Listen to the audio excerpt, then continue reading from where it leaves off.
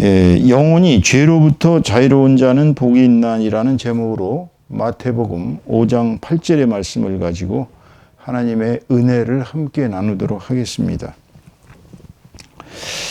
이 영혼이 죄로부터 자유로운 자, 이렇게 제가 번역을 했는데, 원래 현재 성경 번역에 우리나라 성경 번역이나 또는 영어로 된 성경책을 보면은 대부분이 마음이 청결한 자는 복이 있나니 이렇게 해석을 해놨습니다. 그러니까 영어도 보면은 이제 마음이 뭐 깨끗한 자는 복이 있나니 뭐 이런 식으로 번역이 돼 있어요. 그래서 제가 그리스어 성경을 원문을 찾아봤더니 이렇게 그리스어 성경은 기록하고 있습니다.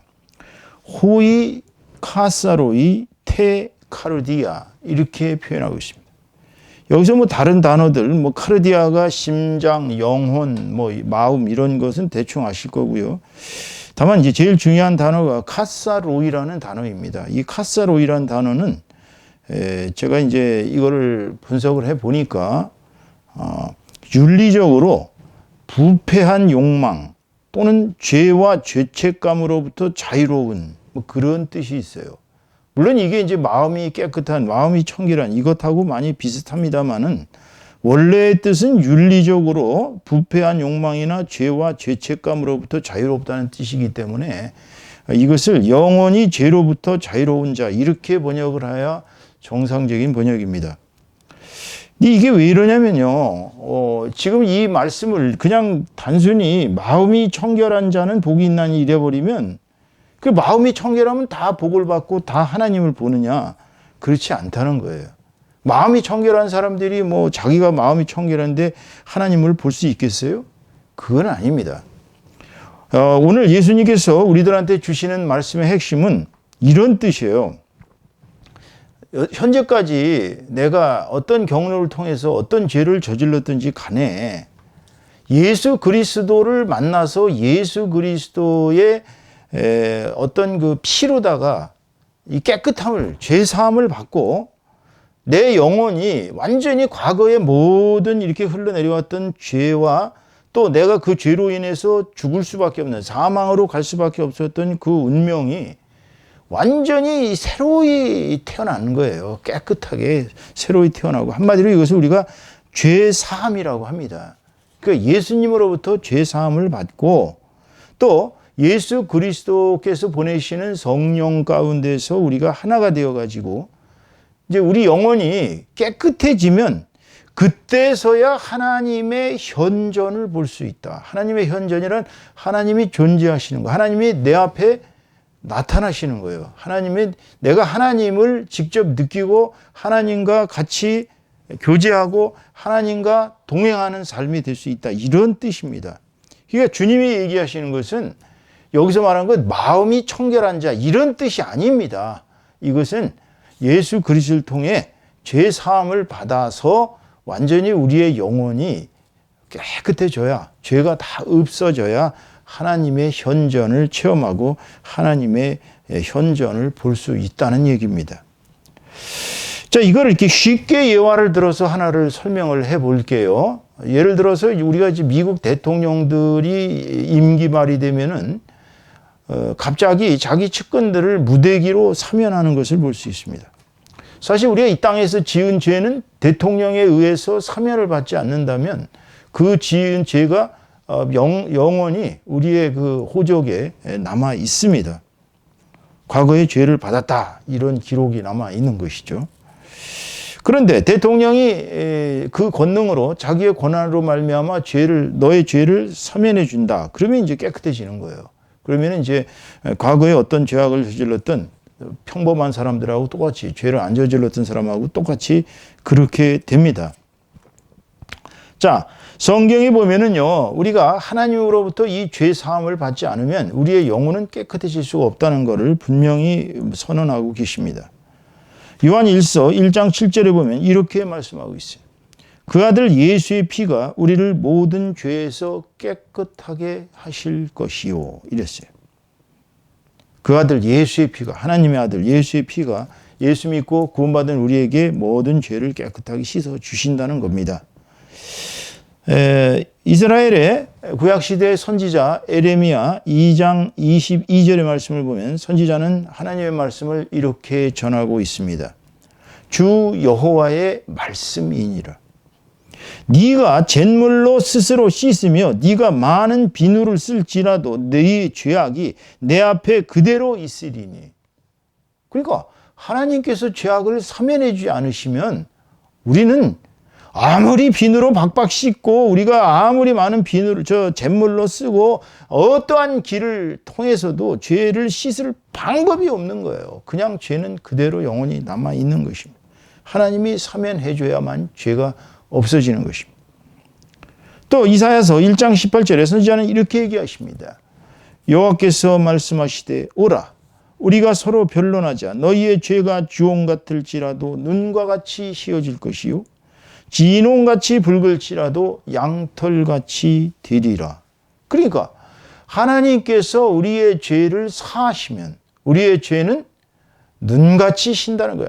아무리 우리가 죄악을 많이 저질러서 우리의 죄악이 정말 씻을 길 없는 그런 끔찍한 죄인이라 할지라도 하나님께서 우리를 사면하시면 우리는 눈과 같이 휘어지고 그야말로 양털같이 희게 우리 죄가 깨끗이 도말된다는 얘기입니다. 여러분, 이게 우리 크리스찬의 놀라운 특권이요, 은혜요, 하나님께서 주시는 우리의 그야말로 최고의 행복인 것입니다. 죄를 사면받을 수 있다는 거, 죄가 사면받았다는 거, 그래서 우리 영혼이 깨끗해진다는 거. 바로 지금 오늘 주님이 주신 말씀의 핵심은 네 영혼이 네 죄로부터 자유로워질 수 있는 유일한 길은 바로 하나님께서 죄를 사면해 주셔야 되는데 하나님께서 죄를 사면하시는 길은 뭐예요? 바로 이 땅에 보내신 당신의 아들 예수 그리스도를 믿음으로 말미암아 예수님께서 주시는 그 놀라운 죄사함의 특권으로부터 우리의 영혼이 깨끗해진다는 것입니다. 바로 그럴 때에 죄가 없어지고 우리의 영혼은 죄로부터 자유로운 자가 된다. 그런 얘기입니다. 그런데 우리 인간들은 사실 죄를 의식하고 모든 종교는 사실은 다 죄를 씻어내기 위한 일종의 제의입니다. 제의란 의식이라는 얘기예요. 그렇기 때문에 막 노력을 하죠. 뭐 수양을 한다든지 뭐 금식을 한다든지 금욕을 한다든지 뭐 계속 내 죄악을 씻고 내가 선한 사람이 되기 위해서 주체적으로 노력을 합니다. 특별히 유교에서 보면요. 유교는 그 전체적인 내용이 바로 인간의 마음을 수양하는 내용으로 이루어져 있어요. 그러다 보니까 주체적으로 어떻게 해야 성인이 되나라는 내용이 바로 유교 전체의 가르침입니다. 그러니까 계속 노력을 하는 거예요. 인간이 계속 자기 힘으로 노력을 하고 뭐 혼자 있을 때도 나쁜 생각 갖지 않도록 노력을 하고 그것을 이제 신독이라고 합니다. 이래가지고 이 자기가 스스로 어떻게든지 이 죄악으로부터 벗어나서 그걸 이제 유교의 절욕사상이라고 그러는데 욕망을 절제해가지고 자기가 성인이 되는 것이 목표예요. 그런데 문제는 그렇게 성인이 됐다 할지라도 그것이 죄가 씻겨지지 않는다는 게 문제입니다. 그러니까 이 세상의 모든 종교들은 기독교를 빼놓으면 예수 그리스도라는 절대자의 피가 우리에게 끼쳐졌기 때문에 우리에게 흩뿌려졌기 때문에 마치 유월절 어린 양처럼 유월절 어린 양이 하나님에게 바쳐지는 속죄 양이거든요. 우리가 유월절 어린 양을 통해서만이 죄사함을 받을 수 있었는데 구약시대에는 그런데 그 유월절 어린 양으로 오신 분이 바로 예수 그리스도예요. 그러니까 예수 그리스도를 믿음으로 말미암아 우리 영혼이 가졌던 그 죄의식, 그 정말 시커먼 저 지면에 있었던 그 우리 인간의 암흑과 같은 이러한 모든 인생이 다 없어지고 깨끗한 정말 눈보다 더 흰 그러한 영혼으로 변화가 된 것입니다. 그렇기 때문에 인간은 주체적인 수양을 아무리 해도 한계가 있어요. 그 주체적인 수양으로 인간이 구원받을 길은 절대로 없습니다. 오직 예수 그리스도의 십자가의 보혈만이 우리를 죄로부터 해방시켜주는 것입니다. 그렇다면 영원히 죄로부터 자유로운 자는 누구입니까? 어떤 사람이 영원히 죄로부터 자유로워질까요? 지금 오늘 얘기하는 마음이 청결한 자는 이것하고는 전혀 다른 얘기입니다. 좀 다른 차원의 얘기예요. 제가 감히 이 성경이 잘못됐다고 얘기하면은 이 성경을 번역하신 분들을 욕되게 하고 또 영어 성경에서 또 이 책을 또 참고한 분들도 아마 욕되게 할 겁니다. 그러나 분명히 그리스도 성경을 이렇게 원문을 통해서 엑서지스를 해보면 여기서 얘기하는 것은 바로 내 영혼이 죄로부터 자유로운 자, 그런 자가 복되다는 얘기입니다. 그런 사람은 어떤 사람입니까? 첫째, 예수 그리스도를 내 영혼의 주인으로 받아들이고 예수 그리스도가 내 마음의 중심에 두는 사람입니다. 한번 여러분 생각해 보세요. 흔한 말로 이제 한국 사람들 특히 잘 쓰는 말이 있잖아요. 누구를 믿냐? 이 세상에 믿을 놈 하나도 없다. 내가 나를 믿지 누굴 믿냐? 그러고 모든 사람이 대부분이 내가 나를 믿습니다. 근데 그 나가 과연 흔들리지 아니하는 정말 반석 같은 그런 마음일까요? 우리 인간의 마음은 정말 오욕칠정에 의해서 그야말로 계속 바람처럼 그렇게 흔들립니다. 갈대처럼 흔들려요. 욕망 앞에 흔들리고요. 정 앞에 흔들리고 인간은 그야말로 완전한 존재가 되려야 될 수가 없을 만큼 인간은 감정의 동물입니다. 그렇기 때문에 내 마음에 예수 그리스도가 중심에 쓴 사람은 영원히 죄로부터 자유로울 수 있는 첫 번째 조건을 갖추게 된 것입니다. 그게 바로 예수 그리스도를 구세주로 입술로 고백하고 이제 예수 그리스도가 나의 구세주이고 하나님의 아들입니다 라고 물에 의한 세례를 받는 것입니다. 왜 요한의 세례가 중요하냐면 요한은 예수님이 오기 전에 사람들을 죄를 자백하게 했습니다. 요한 앞에 나오면 죄를 자백해야 됩니다. 제가 이러이러한 죄악을 저질렀습니다. 그러면은 세례 요한이 그럽니다. 물속에 이렇게 쑥 빠뜨립니다. 쑥 빠뜨려가지고 그 사람이 물속에 들어가는 건 죽음이에요. 물속에 들어가서 있던 죄가 죽고 다시 이렇게 물 위로 떠올랐을 때 네 죄를 사하여 준다. 결국은 그 요한의 세례는 죄 사하기 위한 입문의식이지 그것이 전체가 아닌 것입니다. 두 번째, 어떤 사람이 영원히 죄로부터 자유로운 자가 될까요? 예수 그리스도가 주시는 성령의 은사를 받아야 합니다. 성령의 은혜를 받아야 돼요. 성령의 은혜가 없이 물의 세례만 받은 사람은 평생 부족합니다. 그것이 바로 성령 세례의 중요성이에요. 요한복음 1장 5절에 보면 이렇게 말씀하고 계십니다. 요한은, 여기서 말하는 요한은 세례 요한입니다. 요한은 물로 세례를 베풀었으나 너희는 몇 날이 못되어 성령으로 세례를 받으리라 하셨느니라. 그러니까 성령에 의한 세례를 주님께서 주시겠다고 분명히 얘기했어요. 물론 주님도 세례를 하셨습니다. 또 예수님의 제자들도 다니면서 세례를 베풀었어요. 그건 물에 의한 세례입니다. 그건 예수 그리스도를 구세주라고 입술로 고백하고 하나님의 아들로 고백하고 입문하는 과정이었어요. 그렇지만은 예수를 믿는 사람들에게는 그 다음엔 성령이 오십니다. 그래서 성령의 세례를 받은 사람이 바로 영원히 죄로부터 자유로운 자가 되는 것입니다. 사도행전 19장 2절의 말씀을 보면은 너희가 믿을 때에 성령을 받았느냐 하고 에베소에 갔던 바울 사도께서 아폴로에게 세례를 받았던 수많은 사람들에게 그렇게 물어봅니다. 그래서 그 사람들은 성령에 의한 세례가 있습니까? 저희는 요한의 세례밖에는 알지 못합니다 라고 얘기합니다. 그러자 바울이 그들에게 안수하니까 바로 성령이 와서 방언도 하고 예언도 하는 그런 기적이 일어났던 것입니다. 그러니까 너희가 믿을 때에 성령을 받았느냐? 한번 여러분들한테 되묻고 싶습니다. 여기 지금 설교를 들으시는 여러분들, 과연 성령에 의한 세례를 받으셨습니까? 아니면 요한의 물에 의한 세례만 받았습니까? 자, 여기로 끝나는 게 아니에요. 이제 또 성령의 세례를 받았다고 해서 이제 완전히 영원히 죄로부터 자유로운 자가 되는 것은 아닙니다. 그럼 어떻게 해야 되느냐? 우리는 매일 예수 그리스도의 십자가 앞에서 자신의 죄와 허물을 고백하고 가슴을 찢으며 진심으로 회개하는 사람이 죄로부터 자유로운 자가 되는 것입니다. 여러분, 매일매일 예수 그리스도의 십자가 앞에서 자기를 이렇게 내놓고 내가 어제 무슨 죄를 저질렀는가, 내가 어제 뭐를 잘못했는가, 내가 정말 주님 앞에 무엇을 회개해야 되는가, 이럴 때 내 마음이, 심령이 상하고 심령이 찢어지듯이 아픈 고뇌 속에서 주님, 제가 이런 죄악을 저질렀습니다라고 진심으로 회개하는 사람이 영원히 죄로부터 자유로운 자가 되는 것입니다. 그건 왜 그래요? 자, 물에 의한 세례도 받았어요. 성령에 의한 세례도 받았어요. 그런데 그렇다 그래갖고 이제 완전히 그 사람이 영원히 깨끗해진 것입니까? 이제 그 사람은 완전히 영원히 죄로부터 완전히 자유로워져서 무슨 짓을 해도 죄악이 안 됩니까? 그 구원파의 얘기입니다. 구원파들은 그렇게 주장을 했거든.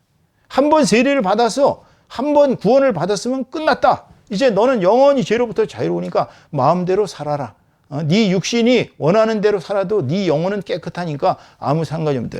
이것이 바로 구원파의 가르침입니다. 당시에 초대교회 시절에 니콜라당의 가르침이 그랬고요. 오늘날 구원파들의 가르침이 바로 그렇습니다. 그렇지가 않습니다, 여러분.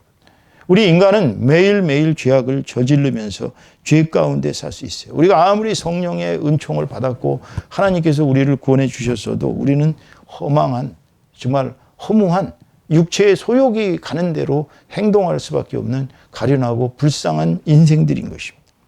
그렇기 때문에 우리가 매일매일 우리 자신의 죄를 주님 앞에 내려놓고 고백하고 가슴을 치시면서 내 자신을 회개하지 않고서는 우리가 평생토록 하나님의 구원을 받은 사람으로서 영원히 죄로부터 자유로운 자라고 주장할 수가 없는 것입니다. 이것을 우리는 바로 성화의 과정이라고 합니다.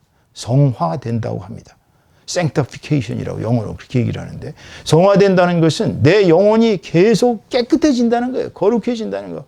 어저께 예를 들어서 내 영혼이 98%의 설령 세례받고 물세례받고 성령 세례받아서 98%가 깨끗해졌어요. 그럼 나머지 2%가 남아있어요. 2% 부족하다고 그러잖아요. 그 2% 부족한 것은 우리가 매일매일 살면서 우리 욕심의 소욕에 따라 살면서 우리가 죄악을 저질 수가 있거든. 그러면 그 2%를, 뭔가 부족한 2%를 채우기 위해서 뭘 하느냐? 바로 매일매일 십자가 앞에서 회개하고 우리가 새롭게 매일매일 태어나는 것입니다.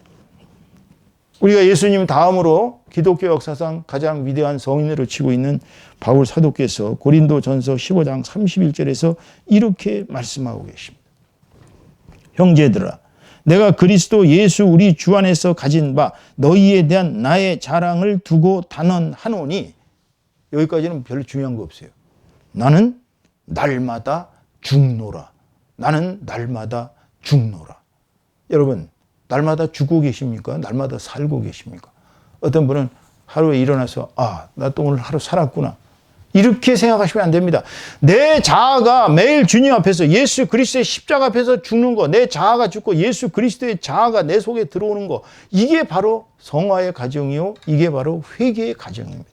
사람이 산다는 것은 그렇게 매일매일 그리스도의 십자가 앞에서 죽을 때에 내 자신의 자아가 죽고 예수님이 가르치신 말씀이 내 속에서 역사해서 내 이 속에 있는 쓴뿌리가 씻겨지고 내 속에 있는 이 모든 것이 점점 더 주님 앞에 다가가고 점점 더 주님과 닮아가는 사람이 되는 것입니다.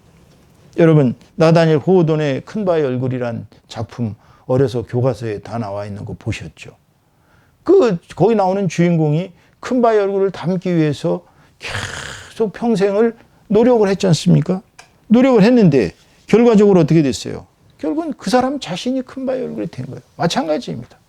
우리가 예수님을 닮으려고 계속 내 자신을 회개하고 노력해가는 이 성화의 과정을 거쳐야만이 우리가 영원히 죄로부터 자유로운 자가 되는 것이지, 회개도 않고 아침마다 일어나서 제대로 주님 앞에 성경 말씀도 한 자 안 읽으면서 그냥 나는 구원받은 자니까 일요일날 교회 한번 가면 된다라고 생각하는 썬데이 크리스찬의 자세를 가지고는 절대로 여러분이 영원히 죄로부터 자유로운 자가 되기는 불가능한 것입니다.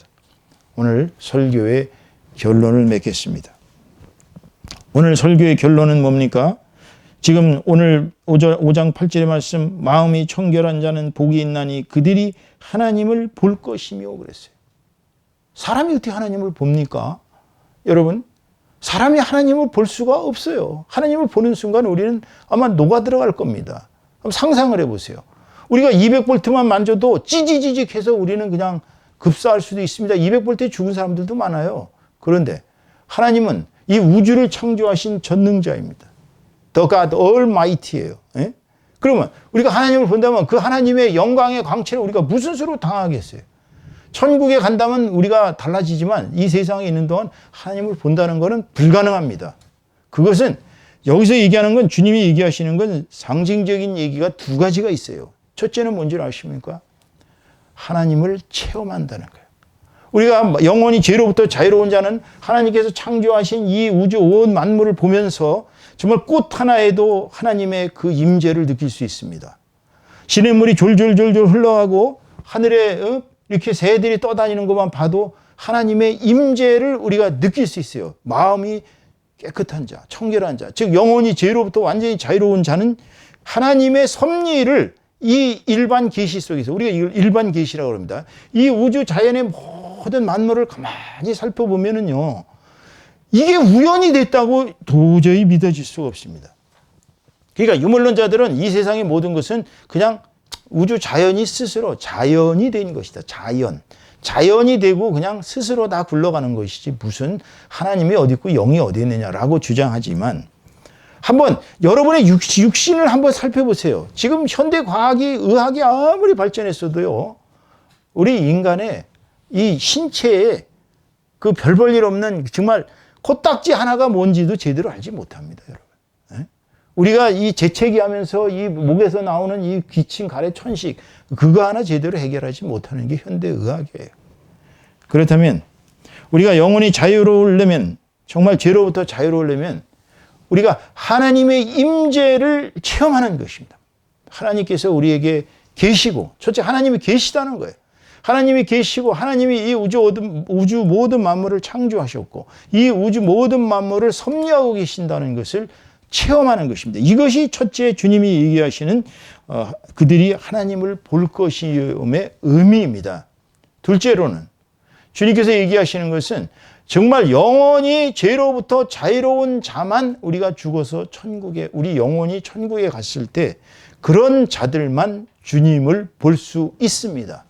다시 말씀드리면 우리가 하나님을 닮지 못하고 예수님을 닮지 못하고 우리 영혼이 거룩하지 못한데, 깨끗하지 못한데, 우리가 지저분한 죄악이 가득한 그런 시커먼 속을 가진 인간이 과연 천국에 가서 하나님을 볼 수 있겠어요? No, 불가능합니다. 그러니까 우리가 이 땅에 사는 동안 계속 우리 죄를 씻어내고 정말 예수님을 닮은 사람으로서 우리가 꼴깍하고 죽었을 때 우리 영혼이 천국에 갔을 때, 그래, 너는 이제 나를 믿음으로 말미암아 죄 사함을 받았고 네가 평생 그 2% 모자라는 2%를 채우기 위해서 네가 매일매일 십자가 앞에서 죽고 네 자아를 죽이고 회개하면서 나를 닮아왔기 때문에 너는 영원히 죄로부터 자유로운 자다. 이제 너는 하나님을 체험할 수 있다. 아니, 하나님을 눈앞에서 볼 수 있다라고 이제 하나님께서 계신 성전에서 함께 예배드리는 자들이 된다는 얘기입니다. 다시 한번 결론을 말씀드린다면 우리는 하나님이 거룩하시기 때문에 우리도 거룩해야 됩니다. 레위기 11장 45절의 말씀에 주님께서 그렇게 얘기하십니다. 이건 하나님께서 직접 하신 말씀이에요. 내가 거룩하니 너희도 거룩할지어다. 하나님이 거룩하시니 우리도 거룩해야 되는 것입니다. 우리 영혼이 죄에 사로잡혀 있어가지고는 하나님의 현존을 결코 체험할 수가 없습니다.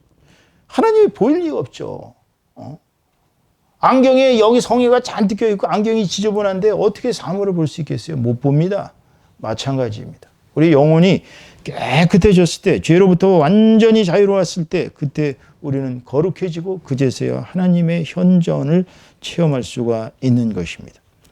두 번째로는 죄와의 투쟁은 일평생 매일 그리스도의 십자가 앞에서 회개하고 내 영혼이 하나님과 완전히 연합할 수 있을 만큼 되어야, 그래야 우리는 우리의 영혼이 천국에 들어갈 수가 있습니다.